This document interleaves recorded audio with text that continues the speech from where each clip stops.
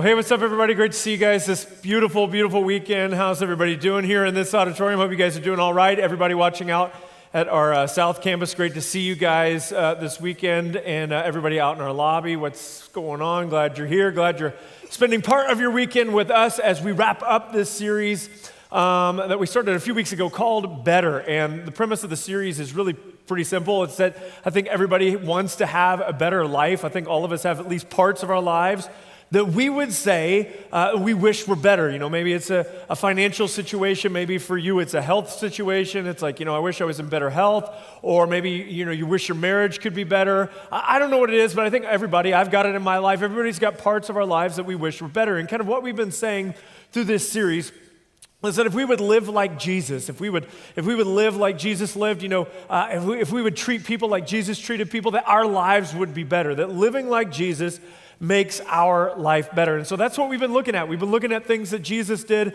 and we've been saying we want to learn to live like him. In fact, if you were going to kind of boil this whole series down to just two simple words, it would just be this: that we want to live like him. We want to live like Jesus. We want to love like him. We want to forgive like him. We want to trust like him.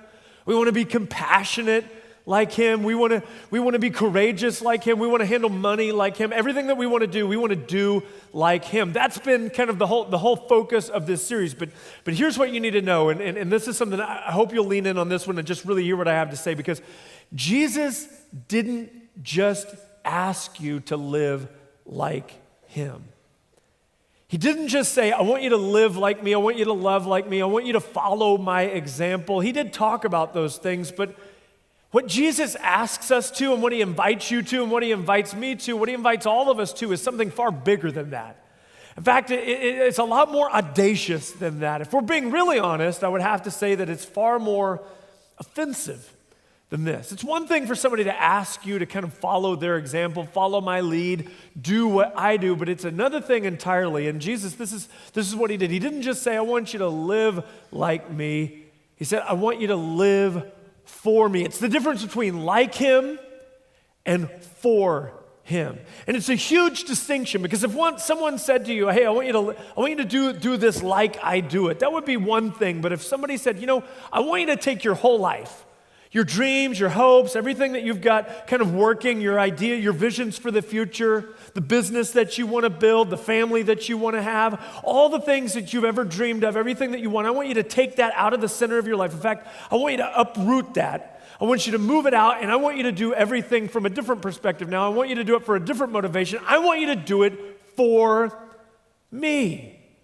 Who would ask you for something like this? And I think if we're being honest, this is just a little bit offensive. I mean, in fact, it's a lot offensive for somebody to say that you should center your entire life on me. Forget living for your family. Forget living for your kids. Don't even live for your own dreams and aspirations. I want you to live for me. I want you to live your whole life centered on me. Look at what Jesus said.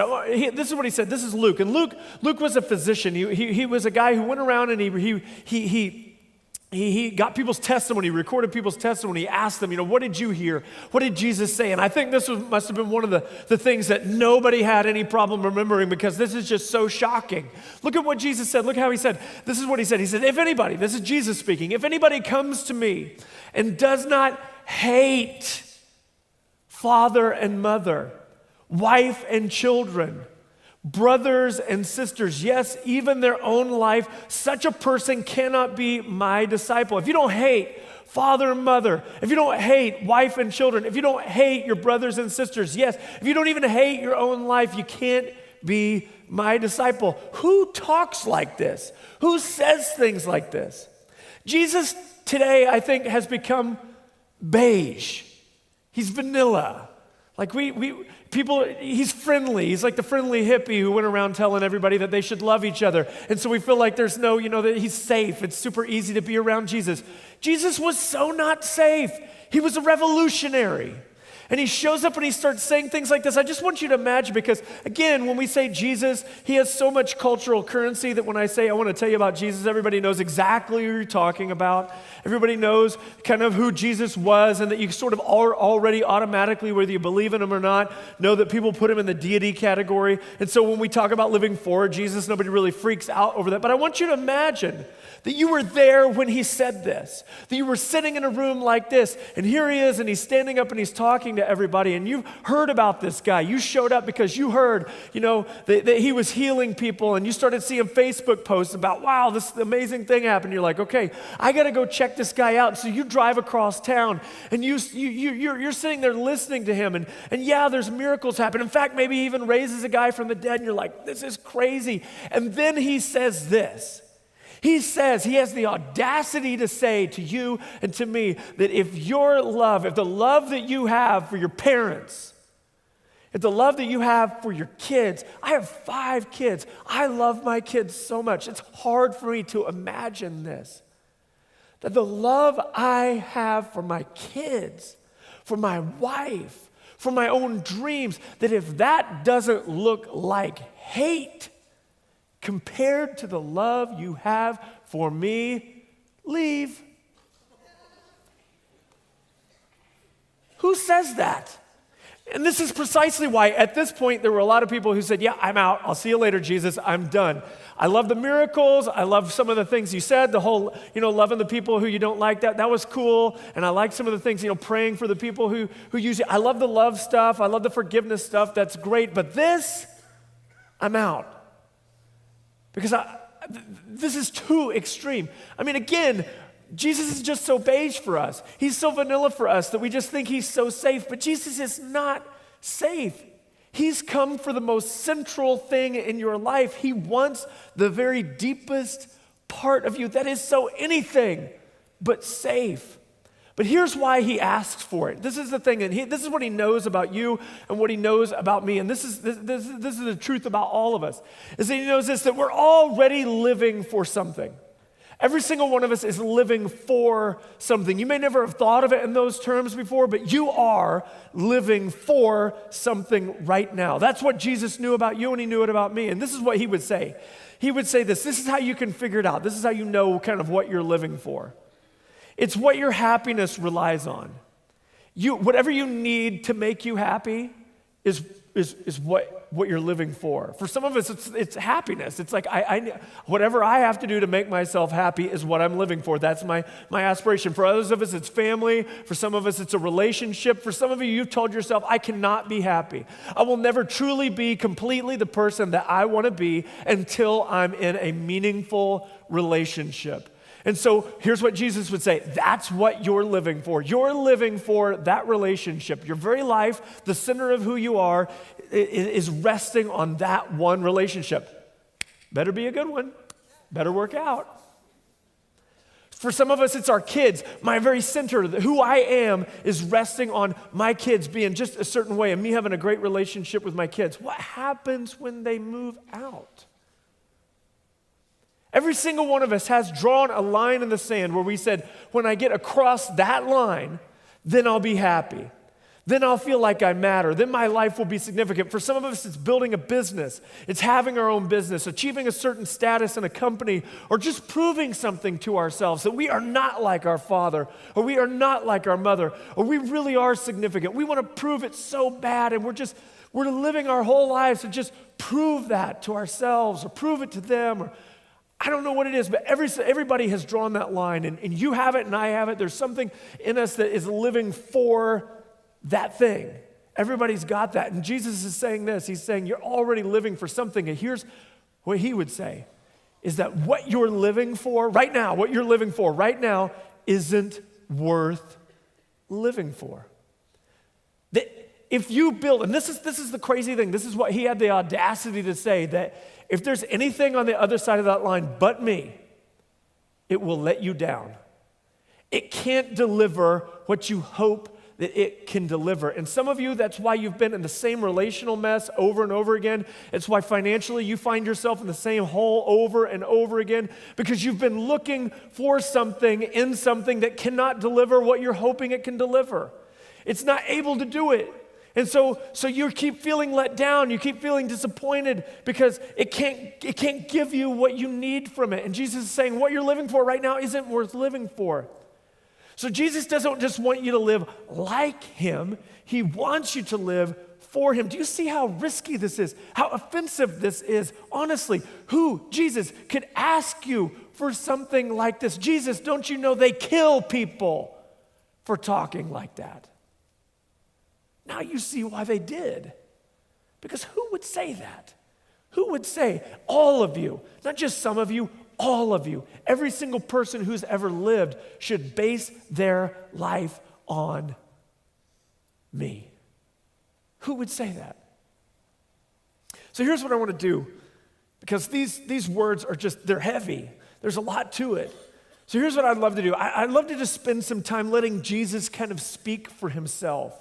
And to just see sort of what this promise is, why he can make this huge ask of all of us, and what he claims to be able to deliver on the other side of that. Because here's I think kind of the truth of the whole thing that we're going to discover as we go through this text, that really living like Jesus, it does make your life better. But what's better than that is living for Jesus. So here we go. Here's what we're going to look at. We're going to look at a story, an encounter really that Jesus had, that John, one of Jesus' disciples, records for us in his gospel. This is John chapter 4. So if you brought a Bible or a smartphone, you want to follow along. This is a great story, one of my favorite stories in all the gospels. This is Jesus and an encounter he had with a woman at a well. This is the woman at the well. Now, before we jump into the story, let me just give you a little bit of context about kind of what's going on. Jesus has been in Judea. That's the southern part of Israel. And he's wanting to make his way back up to kind of the area, the part of town, or the part of Israel that he grew up in. His hometown is up there, Nazareth's up there. So he wants to head back up to the north. But in between Judea and in between Galilee is this region of Israel called Samaria. And there was a lot of animosity between the Jews and the Samaritan people. In fact, to say there was a lot of animosity would be an understatement. They hated each other. Here's kind of the backstory. A few hundred years before Jesus, the Babylonians came in and they took a lot of the Jewish people away. They took them into captivity, but they didn't take all of them. And the ones that were left behind began to intermarry with the people who came and occupied that land. So some Greeks came in, some other nations came in, and these Jewish people began to intermarry with these people from outside of their faith and their race. And so they began to mix the religions together. And so whenever the Jewish people came back from Babylon, Ezra and Nehemiah, and they came back to build a wall around Jerusalem, if you've heard that story, there began to be this animosity because these Samaritan people had kind of mingled their religion and the religion of these other countries together and created sort of this sort of hybrid religion. And so the Jewish people felt like that what they had done was like, that it was this heresy, it was this evil thing.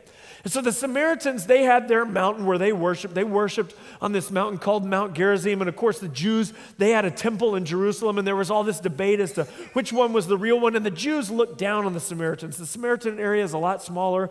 And so they looked down on them. In fact, the Jewish people didn't think that the Samaritans were even fully human. You wouldn't speak to a Samaritan. I mean, a Samaritan was like the lowest of the low, the worst of the worst. And a good Jew would never walk through Samaria, even to get from Galilee to Judea or from Judea to Galilee. Rather than going through Samaria, which was the shortest route, you would go out of your way just to avoid being near these people. But of course, Jesus being Jesus, he's not normal. He goes straight through Samaria. And so he finds himself in this little town in Samaria, this little village in Samaria called Sychar. He's in there and he's at this well. He sits at this well. It's about noon.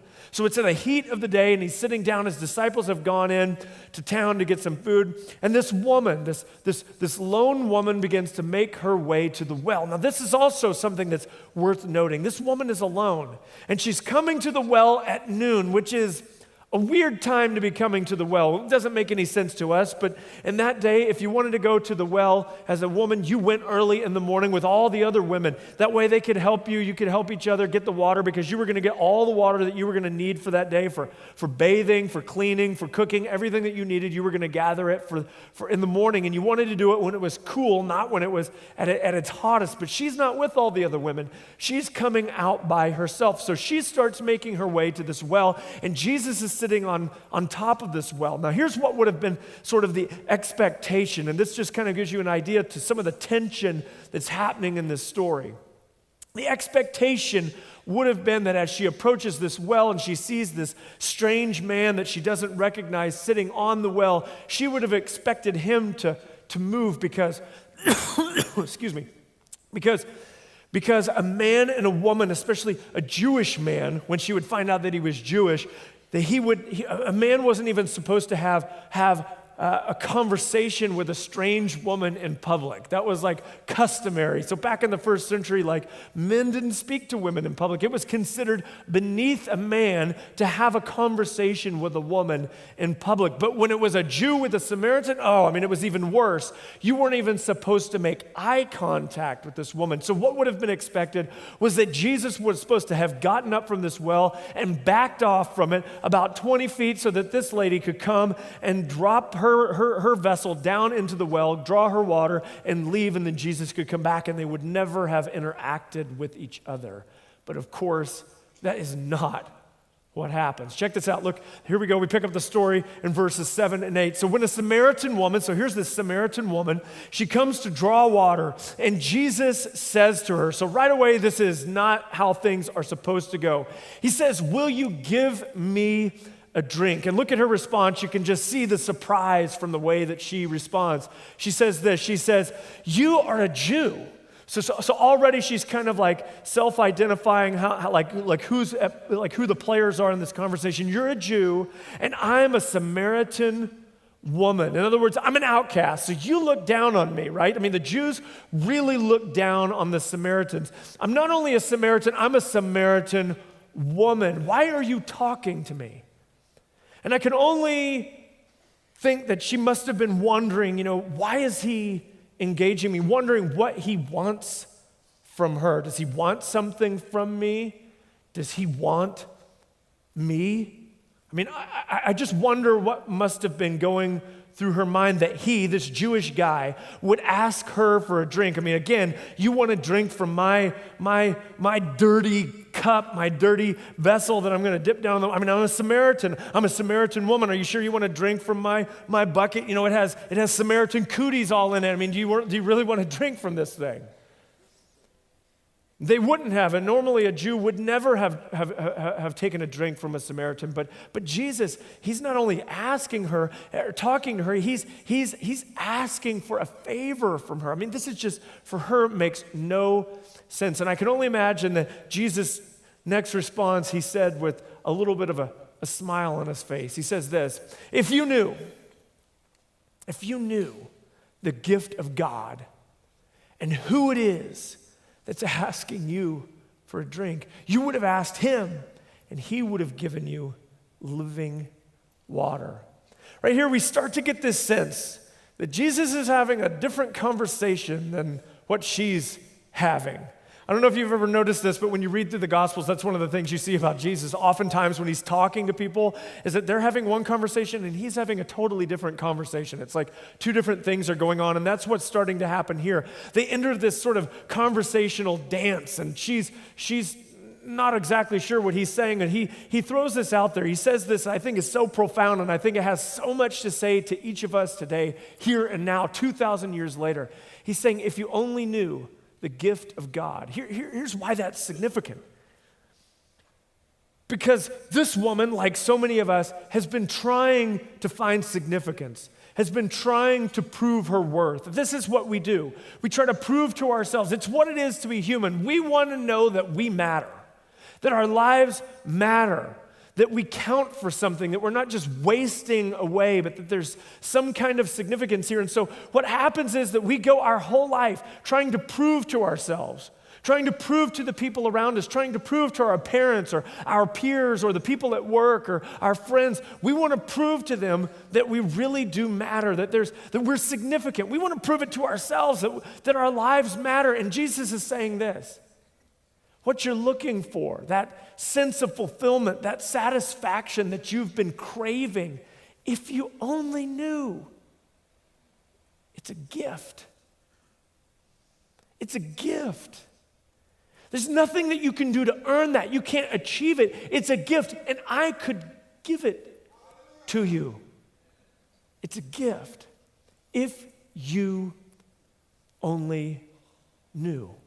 So look how she responds. She says this, "Sir," the woman said, "you have nothing to draw with, and the well is deep." Again, she's having a completely different conversation than he's having, but she has all these questions just as to how all of this is going to play out. Where can you get this living water? Are you greater than our father Jacob, who gave us the well and drank from it himself, as did his sons and his livestock? I think this is interesting, just this last sentence here. Are you greater than Jacob, who drank from it himself? So you have himself, his sons, and his livestock. Just an interesting kind of insight into where this woman sees herself. You have Jacob, his sons, not his daughters, his livestock, even the animals are more valuable than me. So she's wondering, how are you going to pull this off? How's this going to happen? Like, can you really deliver on this promise? Because I have a lot of questions about this, and I have no doubt that in a room like this there are people that you have questions about this, because let's be real. I mean, what Jesus is asking for is a lot. It's not just a lot, it's everything. It's your life. I mean, this is the one and only life that you have, and he says, I want it. And I want it from you. And she's got some questions, right? How is all this going to work out? Because just judging on the surface and just looking at you, I don't see that you can deliver on what you're promising me. And I think that's how a lot of people feel when they come to church. We talk about giving your life, turning your life over to Christ. And I just think the pragmatic person sometimes thinks, yeah, but I mean, how can I be sure? How am I going to know that you can really deliver on what you're promising? I mean, is this really going to pan out for me? How can I possibly know this? So Jesus answers her. He says this. He says, everyone who drinks this water will be thirsty again. We're like the guy in the video. We just keep crashing at the same place over and over and over again because we keep going back to the same well again and again and again, looking for fulfillment in a relationship, looking for fulfillment in an achievement, in a job, in a career path, in our family. Only these things can't satisfy us, because here's what Jesus understood. Every single one of us has a deep soul thirst. There's a thirst on the inside of you that is so deep that you need satisfaction like your body needs water.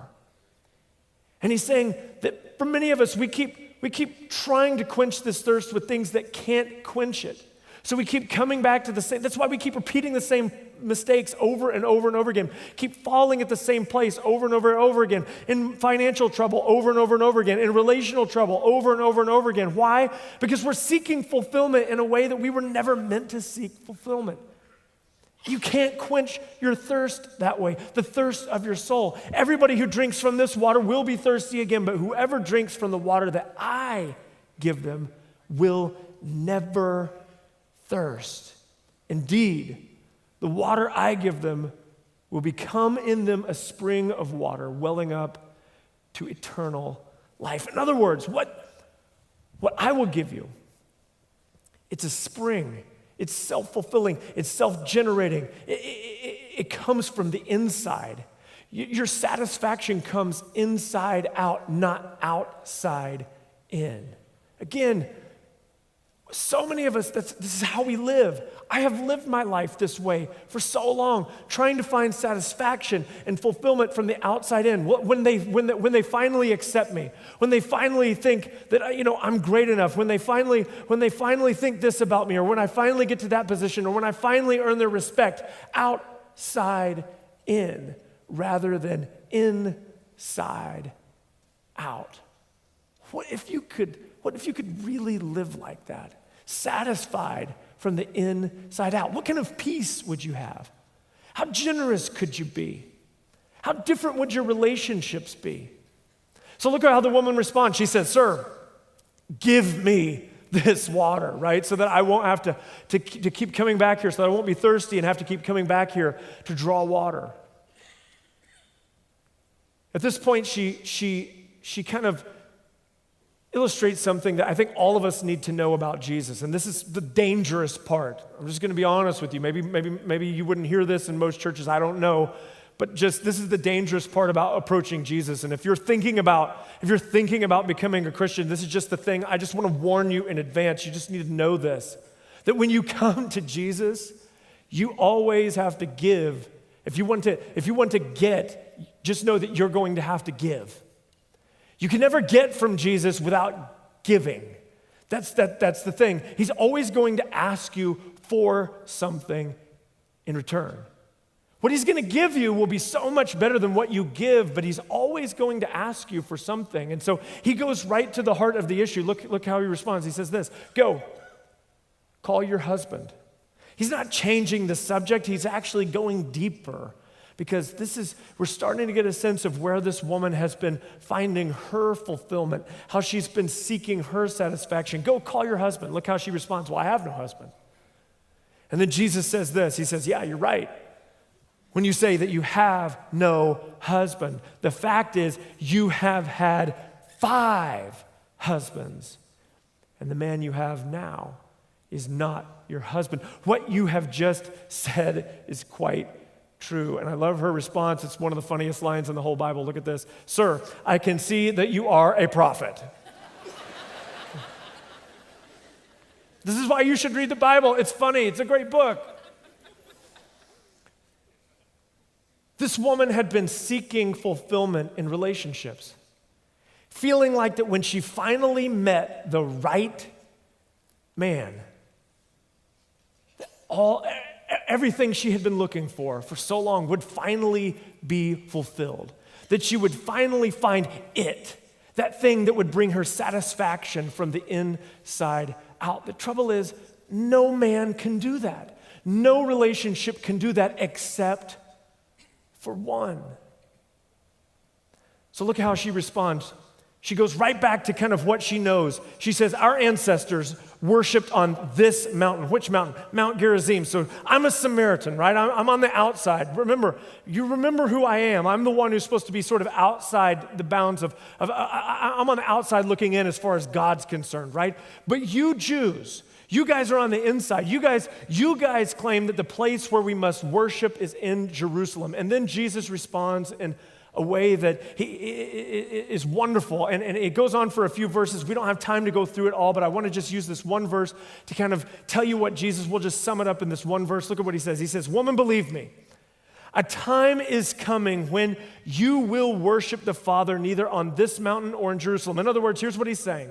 And if you read the next verses, this is the summation of everything that he's talking about.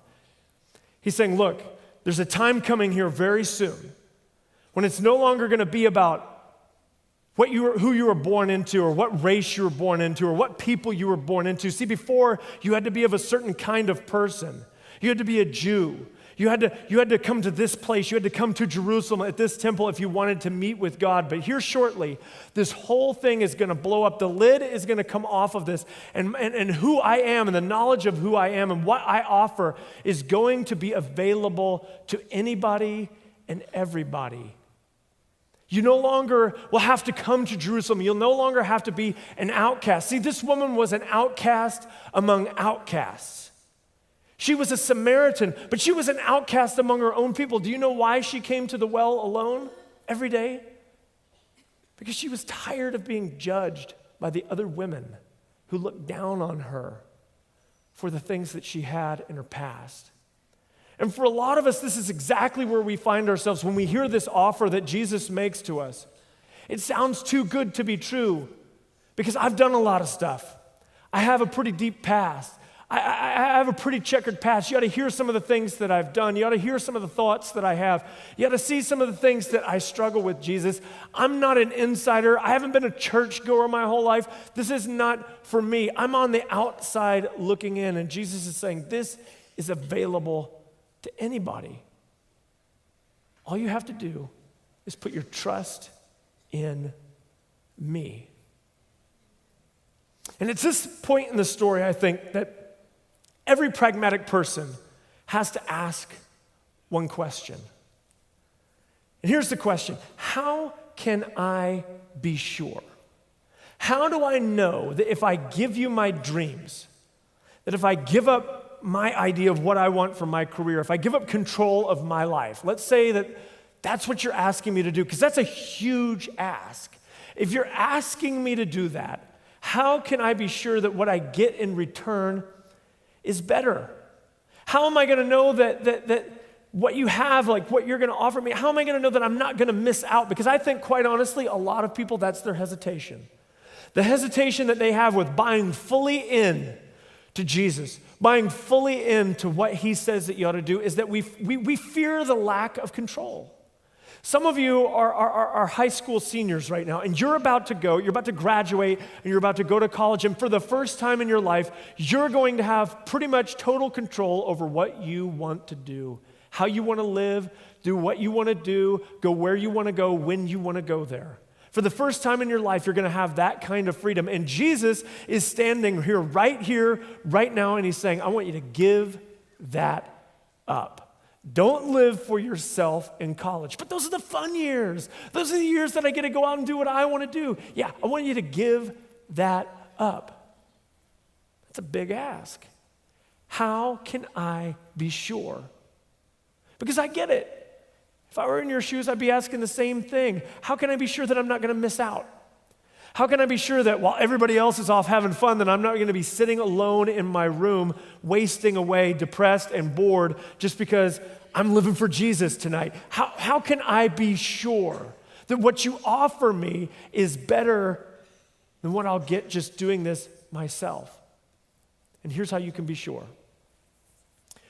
Fast forward a few chapters. In fact, if you fast forward to John chapter 19, Jesus is hanging on the cross. He's at the very end of his life. He's breathing his last breath. And look what it says. It says this. It says, after this, after what? After the beatings, after they ripped out his beard, after they beat him with a whip to the point that he had no skin left on his back, where the muscle and the bone was completely exposed, after they pushed the crown of thorns down on his head, after they had mocked him and beaten him, after they had done all of that mercilessly, after his friends had betrayed him, after his friends had abandoned him, after his own father had turned his back on him, after that, when Jesus knew that everything was now accomplished, that the scripture might be fulfilled, he said, I'm thirsty. He became thirsty so that you could be fulfilled. That's how you know. That's how you can be sure. Because he didn't just ask for you to give everything to him, but he gave everything to you first. He said, I will lay down my life to show you how committed to you I really am. It's not a one-way street with Jesus. That's the great thing. That anything he asks you to do, he has already done. That is a God I could serve. He went first. That's how you know. That's how you can be sure. When you see him on the cross dying for you, saying, I'm thirsty. I took on the thirst that you have so that you could be fulfilled. That's how you know. So here's the goal of the whole series. The whole series kind of boils down to this one thing. And if I could get you to do just this, just take this step. It's going to sound like a small step, but it's such a huge step. It's a big thing. And here it is. It's that you would not just live like him, that you would move from just trying to live like him to living for him.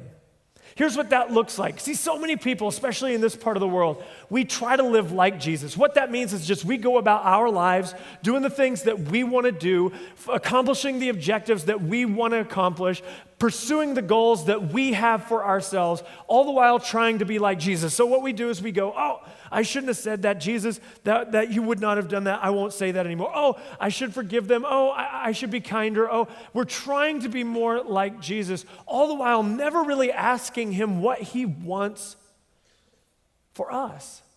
What do you want me to do? What about your will in my life?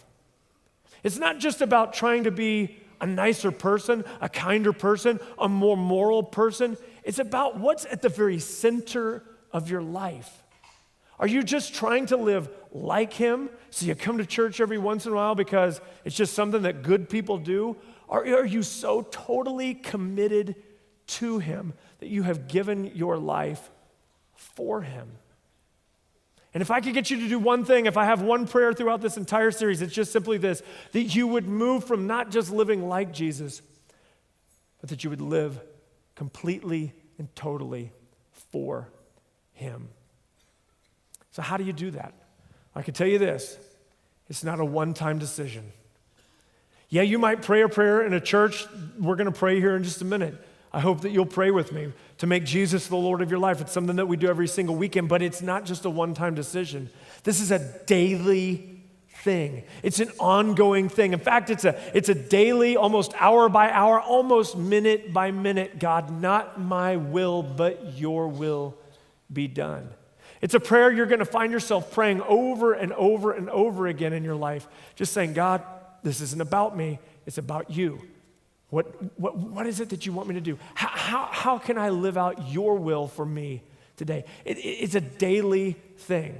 But here's something that I want to leave you with. Just 3 indicators, 3 kind of questions that you can ask just of yourself to just kind of do like a spiritual checkup, just to see, all right, am I living like him or am I living for him? Here's 3 things that you can look at. The first one is this, time. How do you spend your time? Does Jesus get the best of your time? Because if you're living for him, he will get the best of your time. Does he get the best of your time, or does he just get the rest of your time? Whenever you just have some available, you have a minute or 2 here, you might read your Bible if you have some time available. But in terms of pursuing him, really trying to get to know him, that's not really happening for you. Can I just tell you, I went a huge chunk of my life spending very little time with God.